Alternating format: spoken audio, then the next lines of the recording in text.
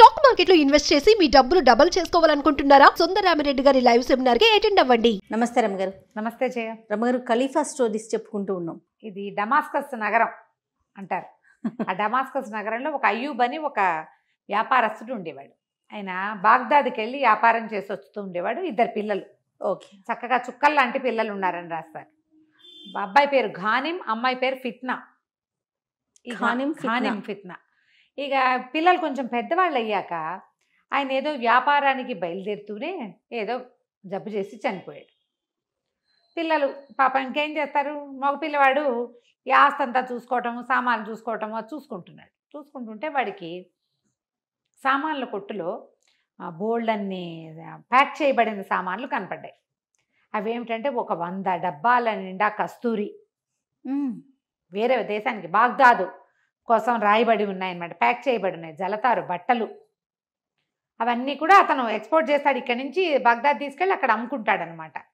మేలు మంచి జలతారు బట్టలు, వస్త్రాలు, తర్వాత ఇవి సుగంధ ద్రవ్యాలు కొన్ని బేళ్లుగా కనపడ్డాయి. అన్నిటికీ బాగ్దాదు రాయబడి ఉంది. వాడేమనుకున్నాడు, ఓహో నాన్న బాగ్దాద్ వెళ్తానన్నాడు, ఇవి అమ్మడానికి అయ్యి ఉంటుంది, అదేదో మనమే అమ్మితే సరిపోతుంది కదా, ఎలాగూ రెడీగా ఉన్నాయి. తండ్రి పోయిన నెల తిరగకుండానే తల్లికి చెల్లెలకి చెప్పి జాగ్రత్తగా ఉండండి, నేను ఇట్లా వెళ్ళొస్తాను, టైం పడుతుంది, 2 ఏళ్ళు పడతాయి ఈ వ్యాపారాలు. 2 ఏళ్ళ? అంత సింపుల్ కాదు, 2-2.5 ఏళ్ళు. ఎందుకంటే ఈ వస్తువులని ఓ రోజులో అమ్మేసుకోవడానికి కుదరదు. అదేలేండి, ముందు మోసుకుపోవాలిగా. సరే, అక్కడి నుంచి బాగ్దాద్ నగరానికి ప్రయాణం అయ్యాడు. మొత్తాన్ని బాగ్దాద్ చేరాక ఏం చేశాడు, ఒక మంచి వీధిలో ఒక పెద్ద ఇల్లు అద్దెకి తీసుకుని తన సామాన్లన్నీ ఏ గదిలోకి ఆ గదిలోకి సర్దించుకుని, మరి ఒకళ్ళిద్దరు పని వాళ్ళని సహాయంగా పెట్టుకుని సామాన్లు ఒక్కొక్కటి తీసుకెళ్ళి ఊళ్ళో మోడల్స్ చూపించి రావాలి కదా కొట్లల్లో, నా దగ్గర ఇవి ఉన్నాయి కావాలంటే మళ్ళీ పంపగలను అని చెప్పుకుంటే మొదటి సంవత్సరపు వ్యాపారం సక్సెస్ఫుల్గా అయింది. సంవత్సరం గడిచింది. 2వ సంవత్సరపు వ్యాపారానికి మళ్ళీ వ్యాపారపు పనులు మొదలు పెట్టుకుని ఊరి నుంచి తను వచ్చేసాడు, కానీ అక్కడి నుంచి కొన్ని ఏవో తెప్పించుకున్నాడు. ఆ తెప్పించుకున్న మోడల్స్ చూపిద్దామని కొట్లకి వెళ్ళేసరికి వాళ్ళు మొత్తం కొట్లన్నీ మూసేశారు. ఏమిటంటే వ్యాపారస్తుల్లో ఎవరో ఒకళ్ళు చనిపోయారు, విచారపు దినాలు ఏవో. అందుకని గ్రీవెన్స్ అంటే పాపం వాళ్ళకి వచ్చిన కష్టానికి ఇదయ్యి అందరూ షాపులు మూసేశారు. సంతాప దినంగా ప్రకటించి షాపులన్నీ మూసేశారు కల్లా ఇతనేమనుకున్నాడు, మరి వ్యాపారం వీళ్ళ వల్లే జరుగుతోంది, వాళ్ళంతా పోయి అక్కడెక్కడో ఉంటే మనం కూడా అక్కడికే పోదామని ఏం చేశాడు, ఈ చేతిలో ఉన్నసరికేమో ఇంటికి పంపించేసి తను కూడా శ్మశానం వైపుకి వెళ్ళాడు. ఆ శ్మశానం ఎక్కడుంది, నగర ద్వారాలు దాటాక ఉంది. ఈ పర్టికులర్ వీళ్ళు వెళ్ళింది వాళ్ళు కనుక్కుంటూ వెళ్ళాడు, ద్వారాలు దాటాడు వెళ్ళాడు. సరే, అక్కడ వాళ్ళంతా ఏదో దుఃఖపడుతున్నారు, అక్కడ వ్యవహారాలు ఏవో ఉన్నాయి, అవన్నీ సాగించారు. చీకటి పడేసరి కల్లా వాళ్ళంతా ఓ గోరి ఏదో కట్టిస్తున్నారు, దాని చుట్టూతో కూర్చున్నారు.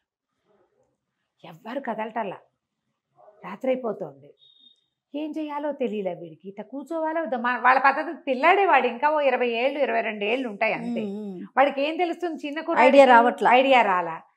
కూర్చోవాలని భయం వేస్తుంది. వాడికి ఏమనిపించింది, అమ్మో నేను ఇల్లు వదిలిపెట్టి వచ్చేసాను, ఈ ఏడాదిలో ఎప్పుడు ఇల్లు వదిలిపెట్టి ఉండలేదు, మన దగ్గర చాలా డబ్బులు ఉన్నాయని సరుకుందని తెలుసు జనాలకి, మరి ఎవడైనా దొంగతనానికి వెళ్తే అని చెప్పి చల్లగా వీళ్ళందరూ తాగి తింటున్నారు. అక్కడ ఆ వ్యవహారం అయిపోయాక రాత్రి ఆ చనిపోయిన వాడి గౌరవార్థం అక్కడ విందు చేసుకుని తాగి ఆయనతో పాటు మెలకుగా ఉండి వెళ్తారట. అక్కడ వాళ్ళ పద్ధతి అది, ఆ ఊళ్ళల్లో బాగుంది. అందరూ తాగారు. ఇది కుర్రాడికి ఇంకా తాగుడు అలవాటు వల్ల వాళ్ళంతా ఏదో మాట్లాడుకుంటున్నారు, ఒక్కొక్కళ్ళు నిద్రకు పడేసరికి వీడు అనుకున్నాడు వచ్చేసేద్దామని నడిచి వచ్చేసాడు. అట చీకటి దారి వెతుక్కుంటూ నగర ద్వారం దాకా వస్తే ద్వారం మూసేసింది. ఏం చెయ్యాలో తెలియలా. సరే, ఏమనుకున్నాడు, సరే వచ్చిన దారినే వెనకెళ్ళి ఆ జనం అంతా అక్కడ ఉన్నారు కదా, గోరీల దగ్గరే ఎక్కడో చోట పడుకుతాం, ఇంకేం చేస్తాం, ఇక దొంగతనం అవని ఇంకోటమని చేసేదేమిలే, వెళ్ళిపోయాడు వెనక్కి. ఈ వచ్చేటప్పుడు ఏమైంది, కరెక్ట్గా వాళ్ళంతా ఎక్కడున్నారో అక్కడికి అతను వెళ్ళలేకపోయాడు. ఒక పక్కగా ఒక చక్కగా చుట్టూతా గోడ కట్టి ఒక మంచి పోక చెట్టు, ఒక విశాలంగా చలవరాతితో కట్టిన ఒక పెద్ద సమాధి ఒకటి కనపడుతుంది. సరే, భయ్ ఏం చేశాడు, అక్కడక్కడ కాగడాలు ఉన్నాయి, ఆ వెలుగులో ఆ పెద్ద సమాధి ఉండి చుట్టూతా గోడ కట్టినట్టుగా ఉన్న అందులోకి వెళ్ళాడు. ఆ సమాధి పక్కన తలవరాయి అంటే ఈ పాలరాయి మన మార్బుల్ తోటి ఏం చేస్తాడు, భగవంతుని దలుచుకుంటూ ఆ చెప్టా ఎక్కి పడుకున్నాడు. పడుకుంటే బరువుగా ఎవరో నడుస్తున్న శబ్దం వచ్చేసరికి ఉలిక్కిపడి లేచాడు. బాగా నిద్ర పట్ల వాడికి. చూస్తే దూరంగా ఒకడెవడో కాగడ పట్టుకుని నడుస్తున్నాడు. పెద్ద పర్సనాలిటీ, 7 అడుగులు ఈజీగా ఉంటాడు వాడు. వెనకాల 2 వస్తున్నారు, ఒక పెట్టె మోసుకుని. అర్థం కాలేదు, ఏంటి వీళ్ళు ఈ రాత్రిపూట ఎందుకు వస్తున్నారు? ఒకవేళ ఎవరైనా చనిపోతే పగళ్ళు వస్తారు, మర్నాడు పొద్దున కదా రావాలి. పైగా ఈ వస్తున్న విధానం ఏదైతే ఉందో అది ప్రాపర్గా బాడీని తెచ్చే విధానంగా లేదు. చూస్తే ఆ వెనకాల వాళ్ళు కూడా 7.5 అడుగులు 7 అడుగులు పైమాట వాళ్ళు. అమ్మో, నల్లటి వాళ్ళు, నల్ల జాతి వాళ్ళు, అంటే ఎక్కడో బానిసలు అనమాట వాళ్ళు, పని చేయడానికి ఉద్దేశించిన వాళ్ళు. వాళ్ళు వచ్చి ఏం చేశారు, ఈ పెద్ద గోరి ఉందిగా, ఈ పిల్లాడు ఎప్పుడైతే శబ్దమైందో వాడి బెదిరి ఏం చేశాడు, చటుకున పోక చెట్టు ఎక్కే చెట్టు కొమ్మ మీద కూర్చున్నాడు. తను అక్కడ కింద ఉండాల. ఈ పెద్ద గోరి పక్కనంతా చుట్టూతా ప్లేస్ ఉంది. వీళ్ళు ఏం చేశారంటే ఓ పక్కన టకాటకా తవ్వేశారు. వచ్చిన పర్సనాలిటీలు 2 కలిసి. ఒకడు కాగడ పుచ్చుకుని వచ్చినాడు, మిగిలిన 2 తవ్వారు. తవ్వేసేసి వాళ్ళు తెచ్చిన చెక్క పెట్టని అందులో పడుకోబెట్టేశారు. అందులో పెట్టేశారు, పాతి పెట్టేసి మూసేశారు. వీడు చూస్తూనే ఉన్నాడు. శుభ్రంగా కాళ్ళతో తొక్కేసి వెళ్ళిపోయారు. వెళ్ళిపోయేసరికల్లా వీడేం చేశాడు, చూశాడు. వాళ్ళందరూ వెళ్ళంగానే కొంచెం ఒక గంట పోయింది. ఎవ్వరూ రావట్లేదని నిర్ధారించుకుని వాడు పోయి ఆ పక్కనున్న తవ్వగోలు ఒకటి పట్టుకుని అది తవ్వటం మొదలుపెట్టాడు. వాడు ఏమనుకున్నాడంటే వాళ్ళు ఏదో బంగారమో డబ్బో దాచారనుకున్నాడు. అక్కడ అందులో శవం ఉందని వాడు అనుకోలే. ఓహోహో, వాళ్ళు ఏదో దాచిపెట్టారు ఇక్కడ. రాత్రి వేళ ఇలా దాచారు అంటే ఏదైనా డబ్బు ఉండొచ్చు కదా. సరే, రాత మొత్తానికి తవ్వి దాన్ని పైకి తీసాడు. కష్టపడి లాగాడు బయటికి. బరువుగా ఉంది. లాగితే దానికి ఒక తాళం ఉంది. చుట్టుపక్కల ఏవో చిన్న రాళ్ళు ఉంటే ఓ పెదరాయి వచ్చి తాళం పగలగొట్టి తలుపు తీసి చూడును. ఇంకేమిటి ఎంత అందంగా ఉందో. ఒక అమ్మాయి ఉంది అందులో, చనిపోయి. ఒక అమ్మాయి ఒంటి నిండా నగలు, బ్రహ్మాండమైన వస్త్రాలు, మహాద్భుతంగా ఉంది. ఆ కనువెలుగులోనే ఆ పిల్ల తలతల్లాడిపోతుంది.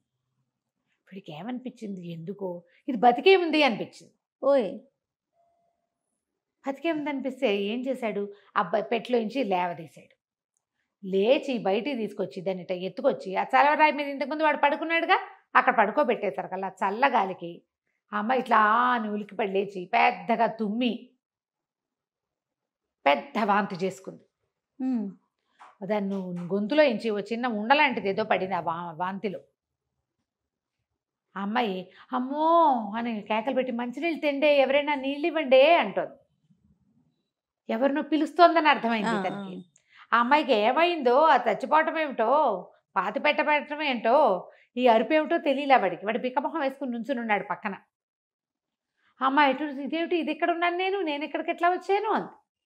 అనేసరికల్లా కుర్రాడు అన్నాడు, ఏమోనండి, మిమ్మల్ని ఎవరో తీసుకొచ్చి ఇక్కడ పాతి పెట్టేశారు, ఏమైనా డబ్బులున్నాయేమోనని ఆ పెట్టె తీశాను, అందులో మీరున్నారు అన్నాడు. అనేసరికల్లా అమ్మాయింది, మంచినీళ్ళు కావాలి నాకు. మామూలుగా ఈ పెద్ద పెద్ద గోరీలు అవి ఉన్న చోట రోజు మంచినీళ్ళు పెడతారు, వాళ్ళ పద్ధతి అది. ఆ కుండలోంచి చిన్న పాన పాత్ర ఏదో ఉంటే నీళ్ళు పట్టుకొచ్చి ఇచ్చాడు. నీళ్లు తాగి కోలుకుని, నాయన నేను తమాషా కూతల్ ఆ అమ్మాయి పేరు, కూతల్ కులూబ్ అలాంటిది ఏదో తమాషా పేరు. నేను ఖలీఫా గారి ఆ దివాణంలో పుట్టి పెరిగాను. నేను చిన్నప్పటి నుంచి అక్కడే ఉన్నా కూడా క్రమంగా నేను అందంగా తయారవడంతో ఖలీఫా నా మీద మనసు పడ్డాడు, నన్ను పెళ్లి చేసుకుంటానన్నాడు. అసలు లెక్క ప్రకారం 3 రోజుల క్రితం 2 రోజుల క్రితం మా పెళ్ళి అవ్వాల్సింది, ఖలీఫాతో నా పెళ్ళి అయిపోవాల్సింది. సరిగ్గా పెళ్లి సమయానికి ఏదో యుద్ధ వార్త వచ్చి ఆయన వెళ్ళిపోయాడు, వచ్చాక చేసుకుంటానన్నాడు. నన్ను పెళ్లి కూతురుగానే అలంకరించి ఉంచారు, అందుకే ఇన్ని నగలు ఇట్లా బట్టలు ఉన్నాయి. అయితే రాణి జుబేదాకి నన్ను బయట నుంచి తేకుండా తన వాకిట్లో తిరిగి పిల్లని పెళ్లి చేసుకుంటాననేసరికి ఆవిడకి నచ్చలేదు. నాకు పరిచారకులుగా 10 మందిని నియమించాడు ఖలీఫా. ఆ 10 మందిలో ఒకటి జుబేదా రాణి దగ్గర పాత దాసి. దాని ద్వారా నన్ను విందుకు పిలిపించింది. రాత్రి ఏదో ఇచ్చారు తాగడానికి, నేను స్పృహతప్పి పడిపోతే నా గొంతులో ఇది వేసేసి ఉంటారు, అది నల్లమందు భంగు గోళి, అది వేస్తే ఊపిరాడదు, ఉక్కిరి బిక్కిరి అయిపోతారు. తాగేసి పడిపోతే నోరు ఇట్లా పగలు తీస్తారు. ఆ గోళీ వేస్తే ఏమవుతుందంటే ఊపిరి అందదు, చచ్చిపోతారు. నేను కాళ్ళు చేతులు కొట్టుకున్నట్టుగా కూడా నాకు గుర్తుంది. నేను చచ్చిపోయాను అనుకున్నారేమో, పాతించేశారు, నీగుర బానిసలు వచ్చారు అంటే వాళ్ళు రాణి జుబేదా అంతఃపుర బానిసలు, వాళ్ళు వాకిట్లో కాపలా ఉండేవాళ్ళు. వాడి పనల్లా ఏమీ అడగడు, వాడు ఏం చెప్తే అది చేస్తాడు.